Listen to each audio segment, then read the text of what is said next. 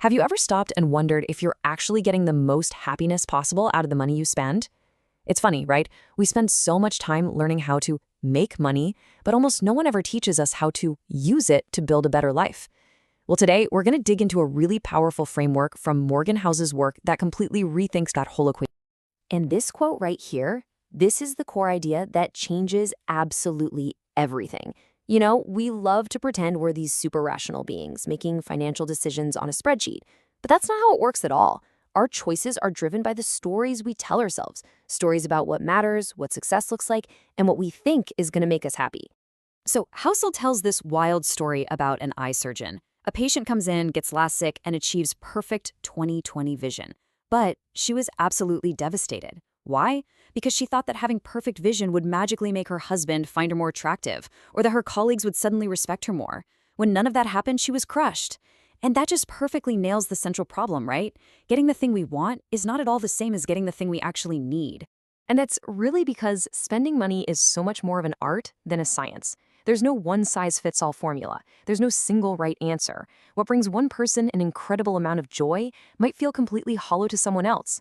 It's a deeply, deeply personal journey that reflects your own psychology, your insecurities, your values. It's not about math. It's about you. Okay, so let's talk about a huge part of that psychology, which is a trap that so many of us fall into, the status game. This is what happens when we spend money not for our own genuine happiness, but to send a signal to other people. We're basically chasing their admiration, their envy. We're trying to buy a certain social standing. And you know who nailed this centuries ago? Adam Smith. He basically argued that what really drives us is the deep-seated desire to be noticed and approved of. The vanity of it all is often way more powerful than the actual comfort or pleasure an item brings us. We want other people to see what we've got. And this leads to a really crucial distinction we have to make. First up, there's spending for utility. This is all about function. It's buying a really comfortable bed so you get a great night's sleep. It's having a reliable car that you know is going to get you from A to B safely. The audience for utility spending is you, maybe your family. The whole goal is just genuine personal happiness. And then, you've got the other side of the coin, spending for status. This is all about sending a message.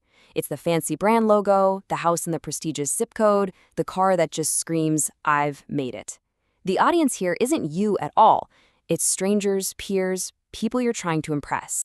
And when you put these two side by side, the difference is just stark.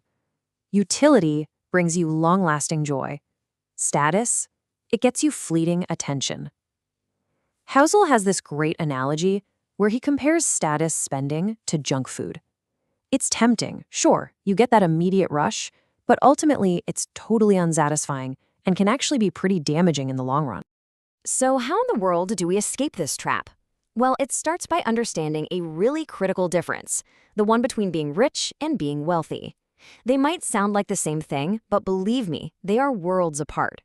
Being rich is visible. It's having a high income that you spend on flashy things to show other people that you have it. But being wealthy, that's invisible.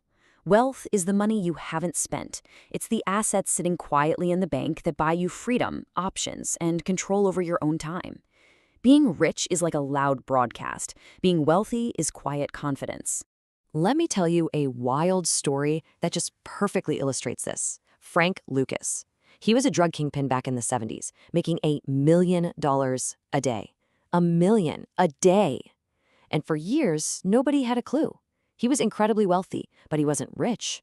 He kept a low profile. He avoided unwanted attention. But then, hubris kicked in. He decided to go to the fight of the century between Muhammad Ali and Joe Frazier. And he showed up wearing this, a $100,000 chinchilla coat. In today's money, that's something like $1 million.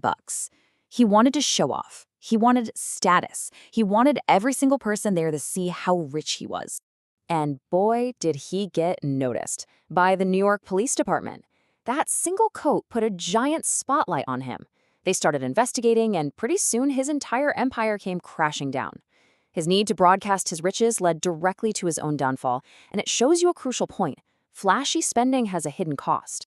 Housel gives this a name. He calls it social debt. It's all the unwanted baggage that comes along with status spending. It could be the envy of your friends, the pressure you feel to keep up an expensive lifestyle, Or, in Frank's case, the full attention of law enforcement. It's a massive liability that you will never, ever see on a balance sheet. Okay, so we've talked about the problem. How do we apply all this? How do we find what actually works for us? How do you craft a personal spending philosophy that's laser-focused on your own happiness and not on what other people expect of you? Well, Housel suggests something he calls the wide funnel, tight filter approach. The idea is actually pretty simple. First, experiment broadly. That's your wide funnel. Try different things, different hobbies, different experiences. But then be absolutely ruthless with your filter. If something doesn't bring you real, lasting joy, cut it, without mercy. For example, the author Ramit Sethi spends a ton on designer clothes because he just loves them, but he happily drives an old Honda because fancy cars do absolutely nothing for him. It's all about finding your thing. And here is a fantastic thought experiment to help you find that filter. Just ask yourself this. If you were totally alone on a deserted island with no one around to impress, what would you own? Right away, your brain switches from thinking about status to thinking about utility. You'd want comfort, you'd want durability, you'd want function, not logos and brand names. It's such a powerful way to get clear on what you truly, genuinely value.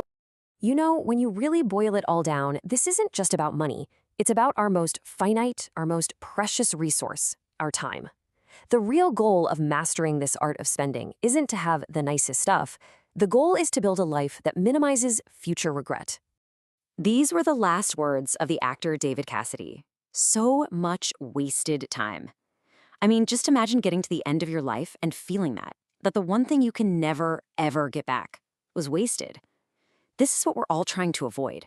We want to use our money to build a life full of meaning, not just a house full of things we thought would impress other people. So it really all comes down to this question. And not just about your money, but about your time, your energy, your focus, your life. The art of spending isn't about buying happiness. It's about spending in a way that allows you to live it.